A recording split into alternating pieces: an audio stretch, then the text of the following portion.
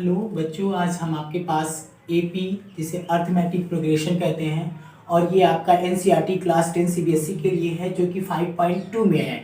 और ये 5.2 जैसे ही आप अपने एनसीईआरटी की बुक खोलेंगे देखेंगे तो वहाँ पर आपको अर्थमेटिक प्रोग्रेशन का 5.2 दिखेगा और इसमें लिखा रहता है fill in the blanks in the following table given that A the first term, D common different and AN the n term of the AP।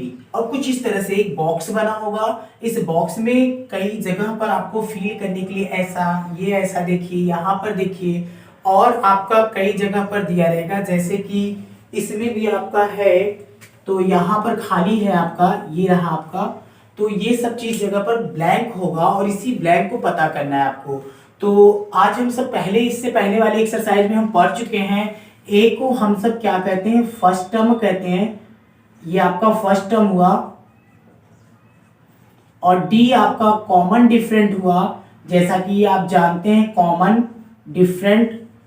Different के विषय में मैं बता दूं कि ये कॉमन डिफरेंट होता है।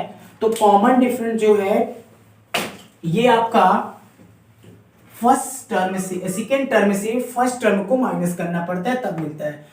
जैसे ही इस लेसन एक्सरसाइज में पहुंचेंगे यहाँ पर एक फार्मूला यूज होता है जिसका नाम है ए एन बराबर क्या इक्वल टू ए प्लस कोष्टक में एन माइनस 1 डी।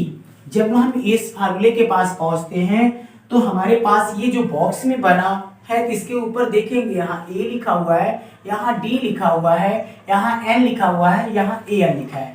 अब हम ये देखते हैं कि हमें क्या क्या मिला हुआ है। जहां पर ए है, ए इक्वल टू हम लिख लेंगे क्या मिला है, 7 मिला है। और फिर डी के नीचे ही देखते हैं क्या मिला है मुझे, डी बराबर मुझे मिला है 3 मिला है। और एन के बराबर क्या मिला हुआ है हम ये भी देख लेते हैं, एन के बराबर इक्वल टू में मिला है 3। और क्या नहीं मिला हुआ है आपका, तो यहाँ पर जो नहीं मिला है उसके आगे हमने क्वेश्चन मार्क लगा दिया। फिर उसके बाद यहाँ पर ए एन जो आता है, ए एन को देख सकते हैं आपको नहीं मिला है तो ए एन की जगह पर हमने कुछ नहीं किया। फिर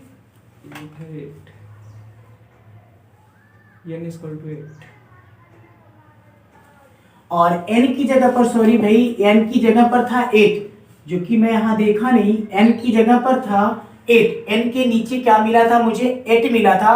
तो हमने क्या काम कर दिया, इक्वल टू कर दिया। a की जगह पर हमारे पास क्या है, 7 रख देना है, प्लस लगा देना है। n की जगह पर क्या है, 8 हो जाएगा और माइनस क्या हो जाएगा, 1। और d की जगह पर आपके पास क्या है, 3 है और ये 7 हो जाते हैं। प्लस 8 में से 1 माइनस कर दीजिए, 9 हो जाता है और ये 3 हो जाता है। कुछ लोग तो गलती कर बैठते हैं, 8 में से 1 निकाल देंगे तो 7 हो जाता है, सॉरी। कुछ लोग गलती क्या करते हैं, ये 7 और 7 को प्लस कर देते हैं। ये सबसे बड़ी भूल होती है, क्योंकि हमको ये पता होना चाहिए सबसे पहले मल्टीप्लाई करते हैं 7 और ये प्लस हो जाता है, 7 3 जा 21 होता है। 21 में 7 को कर देंगे, 21 में 7 प्लस कर देते हैं तो हमारे पास 28 आ जाता है और ये an की वैल्यू हो जाती है। जैसा कि हमारे पास पहला क्वेश्चन क्लियर हो जाता है। अब हम इसके दूसरे क्वेश्चन पर आते हैं, जो कि ये भी हमको क्या दिया है, तो मैं इसे इरेज कर रहा हूं और जिसको लिखना भी होगा स्किप करके लिख सकता है। फिर से मैं लिख रहा हूं, इरेज करके मैं आगे चल रहा हूं। अब मेरे पास क्या क्या मौजूद है हम ये देखते हैं। यहाँ पर a बराबर जो मेरे पास है वो -8 है और वो यहाँ पर d जो d है वो देख सकते हैं आप, d के नीचे एक ब्लैंक बना हुआ है, मतलब खाली है, यानी क्वेश्चन मार्क। यहाँ पर हम अच्छे से क्वेश्चन मार्क लिख देते हैं, ये क्वेश्चन मार्क लग गया। और फिर जैसे ही आगे बढ़ता हूँ फिर दिखता है n के नीचे मुझे क्या लिखना होगा, 10 लिखना होगा। और an की जगह पर क्या लिखना होगा भैया, an की जगह पर आपके पास 0 है। फिर आराम से आप फार्मूला को नोट करिए, an equal to a plus कोष्टक में 1 कोष्टक में n माइनस 1 और ये d होता है। an की जगह पर देख लीजिए आपके पास क्या है, ये 0 है और बराबर इक्वल टू लगा दीजिए। a की जगह पर क्या रख सकते हैं आप, -18 रख सकते हैं, प्लस कर सकते हैं। n के बराबर इक्वल टू क्या मालूम है आपके पास, 10 मालूम है, और यहाँ पर -1 है, और डी तो भाई क्वेश्चन मार्क है, क्योंकि डी तो मुझे पता करना है। डी की जगह पर हम डी ही रख दिए।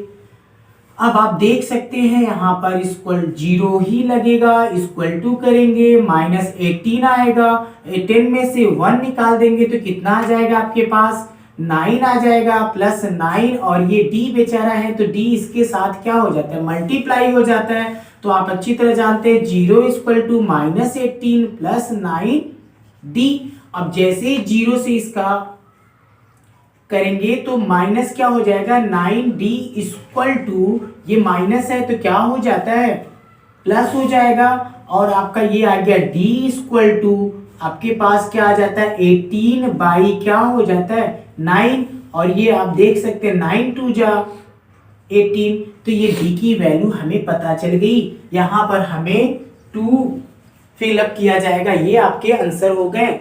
अब आपके पास क्वेश्चन 3 आते हैं। मैं एक और बता देता हूँ, क्वेश्चन 3 को बता दे रहा हूँ। अब 4 और 5 आप सब करिएगा, नहीं मैं भी बता ही दूंगा पूरा, और मैं एकदम सरल भाषा में आपको इसे समझा रहा हूँ, और कोशिश करिए कि आपको आ जाए। मेरी भी कोशिश यही है कि आपको जल्दी से समझ आ जाए। अगला आता है तीसरा नंबर मैं दिखा रहा हूं। तीसरे नंबर में पहले जैसे ही मैं बढ़ा वहां पर ब्लैंक है, यानी एक ही जगह पर क्वेश्चन मार्क लगा दिए। फिर डी की जगह पर -3 कर दीजिए, फिर एन की जगह पर 18 कर दीजिए, और फिर ए एन की जगह पर आपके पास आ गया क्या, -5। फिर आप वही फार्मूला लिखते हैं, A N equal to A plus N -1, और ये क्या हो जाता है डी। ए एन की जगह पर आपने क्या रख दिया, ये आ गया आपका -5 इक्वल टू कर दिया। ए की जगह भैया क्वेश्चन मार्क लगा है, ए की जगह पर तो भाई कुछ नहीं लिखना है, ए को ही लिखना है। एन की जगह पर क्या लिख देते हैं, एन की जगह पर 18 लिख देते हैं, -1 कर देते हैं, और डी की जगह पर क्या लगा देंगे, -3 कर देते हैं, मल्टीप्लाई का चिन्ह लगाकर। -5 इक्वल टू ए प्लस, इसमें से जब कर देंगे तो कितना आ जाता है आपके पास, 17 आ जाएगा। 17 - 3 हो जाता है, -5 इक्वल टू ए, और ये +17 में 3 का मल्टीप्लाई करते हैं तो -51 आ जाता है। अब आप देख सकते हैं +-5 इक्वल टू ए, माइनस और प्लस क्या हो जाते हैं, -51 हो जाता है। ए की जगह पर आपने ए लिखा। अब आपको जिसकी वैल्यू निकालनी थी तो उसको तो आप बाहर निकाल लेंगे, ए इक्वल टू कर देंगे, -5 कर देंगे, ये माइनस था तो ये प्लस हो गया, 51 आ गया। ए इक्वल टू आपका क्या आ जाता है, 51 में से 5 निकाल देंगे तो कितना आपके पास आ जाएगा, 46। अब ये आपका 46 आ गया, ये आपका आंसर हो गया 46।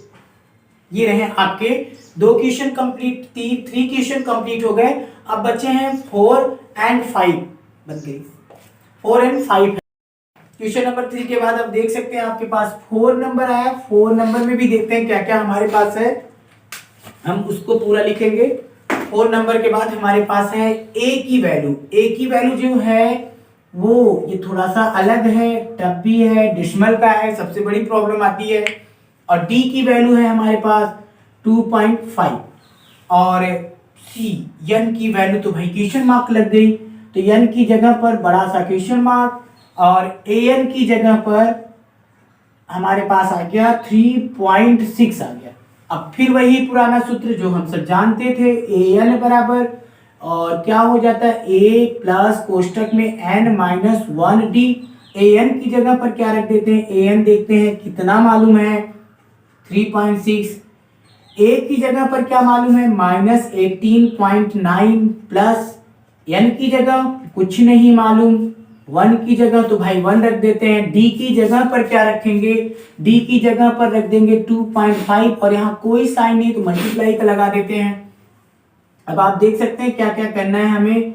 हम सबने क्या किया, हमें किसकी वैल्यू निकालनी थी, इसकी वैल्यू निकालनी थी। तो आप इस वैल्यू को चाहे तो इसमें मल्टीप्लाई कर सकते हैं और चाहे तो इसको पूरा बाहर ले आए और तब इसको माइनस करके इसमें भाग करें तो भी हो सकता है, जैसी आपकी इच्छा। चलिए हम इसको पकड़कर बाहर लाते हैं, इसको पूरे को बाहर लाए, n-1 और 22.5 हो गए आपके पास।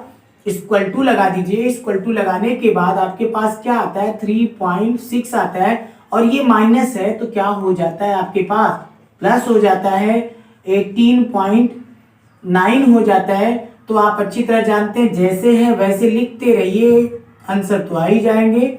और ये देखिए इसको जब प्लस करते हैं तो 9 और 6 कितना हो जाता है, 15, 1 कैरी, 8 और 3 कितने हो जाते हैं, 11, 11 एंड 12 और यहाँ पर कितने आ जाते हैं, 2। ये आपके हो जाते हैं। अब आप किसकी वैल्यू निकालना चाहते थे, इस डिब्बे की वैल्यू पता करना चाहते हैं तो डिब्बे के बाहर जो है वो इनके नीचे चला जाएगा, आई मीन डिवाइड हो जाएगा। देखिए 2.5 हो गया, पॉइंट से पॉइंट कट जाता है तो और ये अब आपके पास क्या आ जाता है, n-1 इक्वल टू 225 और ये 25, ये 9 बार में आ जाता है, 25 9 जा 225।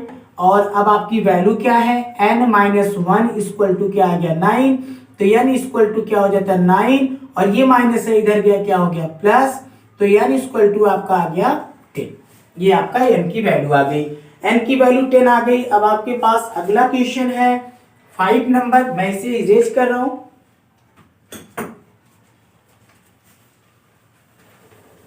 इरेज कर देता हूं।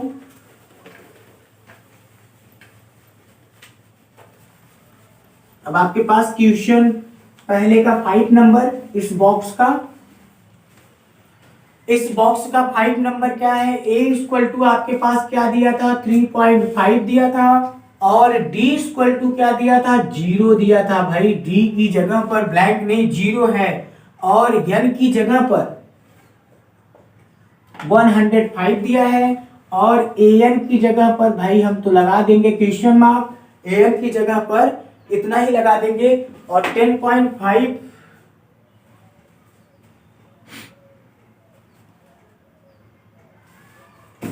10.5 नहीं, वो 105 ही है। चलिए मैं देख रहा था, an इक्वल टू क्या होता है, a प्लस n-1 d होता है फार्मूला। an की जगह पर आपने क्या रख दिया, an की जगह पर तो भाई कुछ नहीं रखना है, a की जगह पर रखना है 3.5 रखना है, प्लस n की जगह पर 105 -1 और d की जगह पर क्या रख देते हैं, 0। तो आप तो अच्छी तरह सभी लोग जानते हैं, कोई बहुत बड़ी बात तो नहीं है। वैसे 0 में गुणा करने पर बहुत लोग 0 नहीं लाते हैं, कुछ और ला देते हैं, लेकिन मैं देखिए ला रहा हूं इंटू 0। तो यहाँ पर an इक्वल टू हो जाता है 3.5 प्लस 0 का मल्टीप्लाई इसमें करेंगे तो पूरा 0 हो जाएगा। ये नहीं होगा, सिर्फ ये होगा और ये वाला पार्ट आपका खत्म हो गया। 0 में कोई चीज प्लस करेंगे जो है वही आ जाता है। ये आपका पहला क्वेश्चन कंप्लीट हुआ। अब मैं आपका दूसरा क्वेश्चन बताने वाला हूं जो भी बॉक्स है, क्वेश्चन नंबर 2 का जो कि मैं पहला क्वेश्चन लिखा हूं। क्वेश्चन नंबर 2 में 2 क्वेश्चन है जो कि मल्टीपल चॉइस है और मल्टीपल चॉइस का मैंने पहला पॉइंट लिखा है, फिर दूसरा भी लिखा है। तो मैं पहला पहले दिखा रहा हूं करके। इसमें देखिए 13 टर्म, मतलब n का मान आपको दे दिया, कितना टर्म, 13। और फिर आपके पास a इक्वल टू कितना दे रखा है, जो पहला टर्म होता है, मैंने बताया था पहला टर्म, और ये पहला टर्म आपका 10 दे रखा है। और आपकी सबसे बड़ी प्रॉब्लम फंसती है डी क्या होना चाहिए। तो डी के लिए मैंने पहले ही पॉइंट बता रखा था कि जो सेकेंड टर्म होता है, अर्थात ये फर्स्ट टर्म और ये सेकेंड टर्म, जो सेकेंड टर्म होता है वो फर्स्ट टर्म से माइनस किया जाता है। तो हमने 7 - 10 कर दिया और डी इक्वल टू आपके पास आ गया -3। अब हम अपने वही पुराने फार्मूला के पास जाते हैं। an हो गया, an की जगह पर फिर a प्लस n-1 और d पर रख दिए। a की जगह पर आपको पता होगा बेटा क्या रखना है, 10 रखना है और प्लस रखना है। n की जगह पर कितना टर्म पता करना था, 30 टर्म पता करना था, -1 कर दिए, d की जगह -3 कर दिए, 10 प्लस हो गए और ये कितना आ जाता है 29 इंटू -3। अब आप अच्छी तरह जानते हैं क्या करना है, माइनस और ये प्लस हो जाता है। -29 में 3 का मल्टीप्लाई करते हैं, 3 9 जा 27, 3 2 जा 6 और 2 कितने हो जाते हैं 8। अब ये 87 में से 10 में से तो कभी 87 नहीं निकल सकता है, लेकिन कुछ लोग निकाल देते हैं, हम नहीं निकाल पा रहे हैं, आपको बता रहा हूँ। 87 में से 10 निकाल देंगे तो हमारे पास आ जाएगा 77, और जो साइन बड़ा है उस साइन के आगे माइनस लगा देते हैं, क्योंकि 87 का माइनस साइन था। बस इसी तरह से इसको भी करते हैं।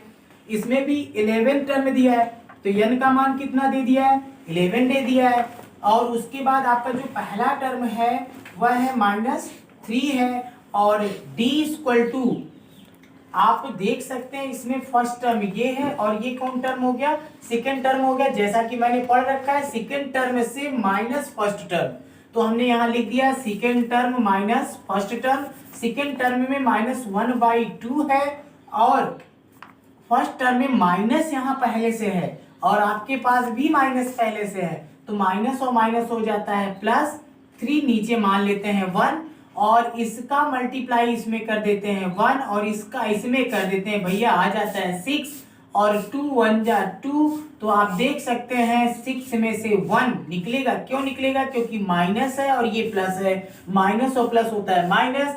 6 में से 1 निकल गया तो आ गया 5/2 आ गया, तो d की वैल्यू 5/2 आ गई। बस आप अपने पुराने वाले फार्मूले पर जाइए, a + n - 1 और d हो जाता है। फिर आपने क्या काम किया, an की जगह पर तो कुछ नहीं मालूम, यही तो पता करना है, क्योंकि आपको an ही चाहिए। an लिखकर क्वेश्चन मार्क लगा देता हूं ताकि आपको याद रहे। a की जगह पर क्या कर देते हैं, -3 लिख देते हैं, प्लस कर देते हैं।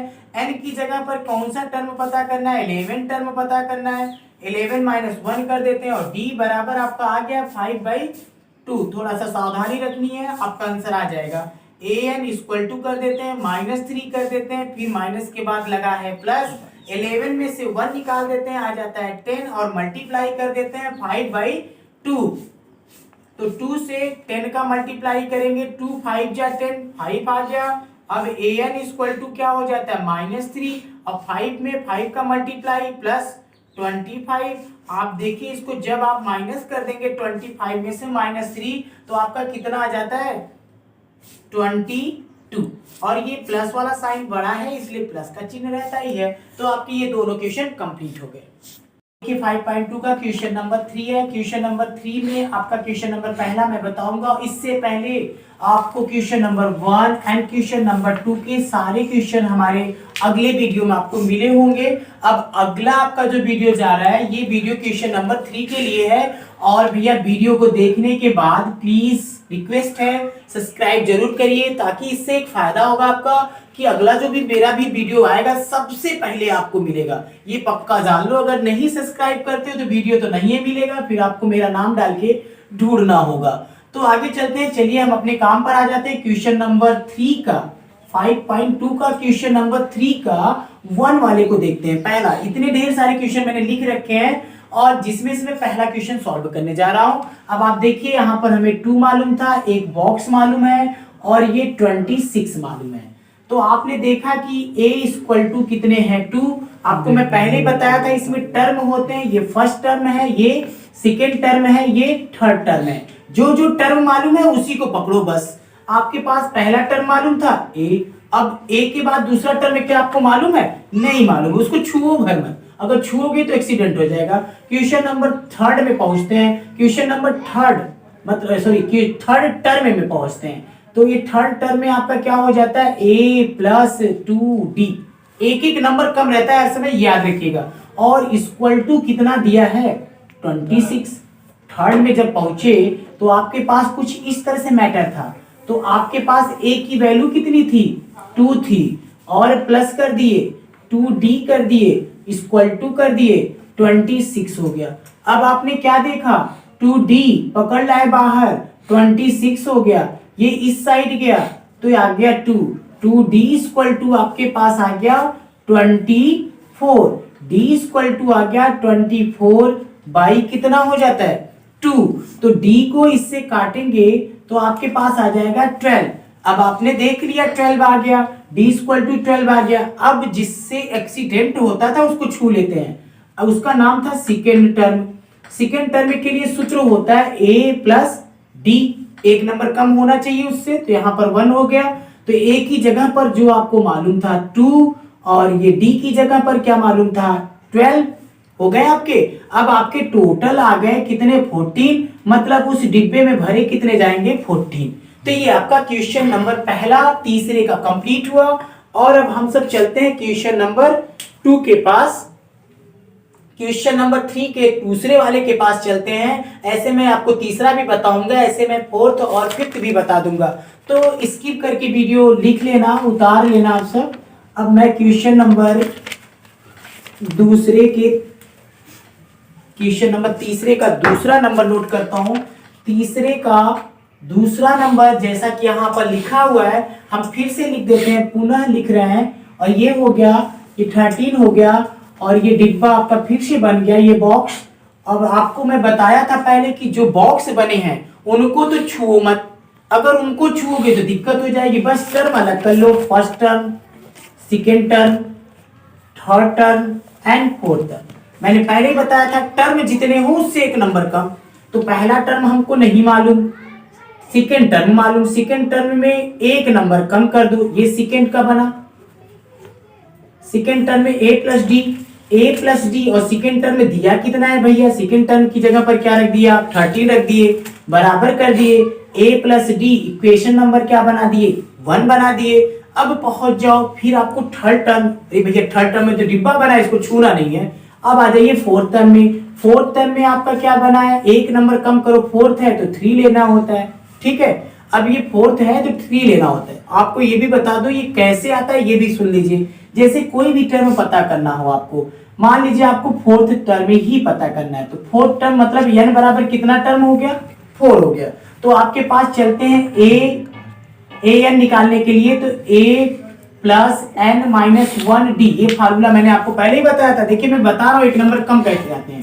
ए एन की जगह पर कौन सा टर्म पता करना है, फोर्थ टर्म पता करना है। n की जगह 4 रख दिए, a रख दिए, n की जगह पर क्या रख देते हैं 4 माइनस 1 और d कर देते हैं। तो a4 बराबर क्या आ जाता है, a प्लस 4 में से 1 निकालोगे तो 3। देखिए मैंने वही चीज आपको यहाँ लिखा, और कैसे आया ये भी आपको मैं क्लियर कर दिया, ताकि आप कभी भी परेशान मत होइए। चाहे जितना टर्म आए यहाँ रखो यहाँ रखो, बाकी आपको एक नंबर कम करना है। अगर आपको निकाल के बताना है तो ऐसे बताइए, और नहीं बताना है तो एक नंबर कम करिए, आपका काम हो जाता है।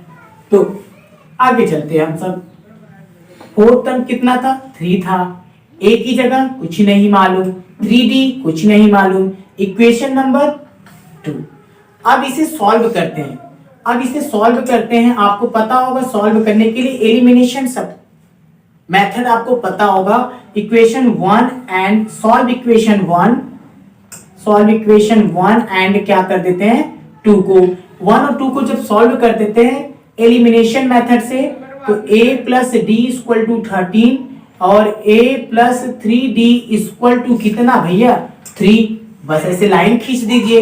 एलिमिनेशन का रूल था किसी को एलिमिनेट करना है आपको, मतलब विलोपन है, विलुप्त करना है, चाहे ए वाले को करे चाहे डी वाले के करे। लेकिन आप जब एक्सरसाइज पढ़ रहे थे उसमें एक्स और वाई करके था, तो आप या एक्स को हटाते थे या तो वाई को हटाते थे। यहाँ एक्स और वाई के रूप में ए मिला है और डी मिला है, तो आप देख लीजिए जो बराबर हो, तो यहाँ पर इस समय ये बराबर है। आपने एक फंडा और पढ़ा था, अगर प्लस प्लस हो या माइनस माइनस हो तो सब्ट्रैक्ट लिखना होता है, और चेंज हो जाता था क्या, साइन का चेंज हो जाना था। तो आप यहाँ पर साइन को चेंज कर देते हैं, और प्लस और माइनस रहता था या माइनस या प्लस रहता था तो आप इसमें एड लिखते थे। ऐसा कंडीशन तो यहाँ नहीं दिख रहा है ना, एड करने पर साइन चेंज नहीं होता था। ये एलिमिनेशन का एक छोटा सा रूल था। अभी मेरे पास क्या है, यहाँ भी प्लस है यहाँ भी प्लस है, क्योंकि बराबर तो ए और ए वाला है, इसलिए यहाँ प्लस, तो यहाँ क्या हो गया माइनस, और यहाँ लिख देते हैं सब्ट्रैक्ट। यहाँ माइनस, ये और ये कट जाते हैं। 3 में से 1, यहाँ कुछ नहीं है तो 1 है, और 3 में से 1 निकाल दोगे तो माइनस 2d, और यहाँ 13 में से 3 निकाल दो तो यहाँ बच गए 10, तो d इक्वल टू आ गए 10/2, वो भी माइनस में 2 से काट दिए तो d इक्वल टू कितना आ गए 5 आ गए। अब और यहाँ पर क्या लगे थे, माइनस लगे थे, इसलिए यहाँ पर क्या लगा दिए हम सब, माइनस लगा दिए। अब इसकी पुटिंग कर देते हैं, पुटिंग वैल्यू इक्वेशन 1। अब ये इक्वेशन 1 में रख देते हैं, इक्वेशन 1। तो इक्वेशन 1 को कहां पर है, इक्वेशन 1 हमारे पास ये रहा, या चाहे यहां लिख सकते हैं 1 एंड 2, ऐसे भी लिख सकते हैं। तो a plus D equal to 13, D की जगह पर हमें क्या पता हो गया है, -5 पता चल गया है, बराबर 13 पता चला है। तो a इक्वल टू करेंगे तो 13, और आप देख सकते हैं ये माइनस है और ये प्लस, तो माइनस ही होगा, तो माइनस किस में बदल जाता है, प्लस में बदल जाता है। तो यहाँ पर क्या हो गया, 5 हो जाएगा। तो a इक्वल टू क्या आ गया आपके पास 18, ये आपके दोनों वैल्यू आ गए। अब आराम से आप इस डिब्बे वाले का पता कर लेते हैं।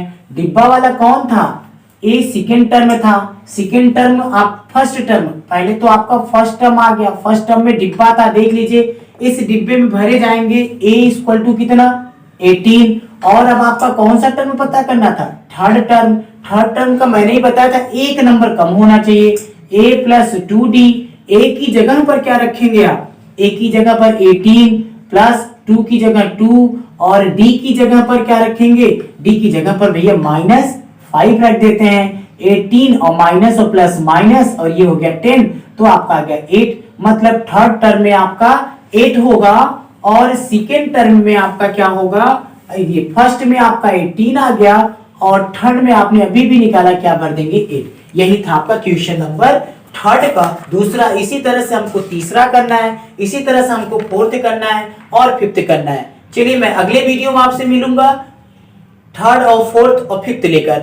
आप सब इसे जरूर देखिएगा, अच्छे से देखिएगा, पूरा वीडियो देखिएगा, और देखने के बाद इस चैनल को सब्सक्राइब जरूर कर दीजिएगा, और बढ़िया से पढ़िए, घर में रहिए, सुरक्षित।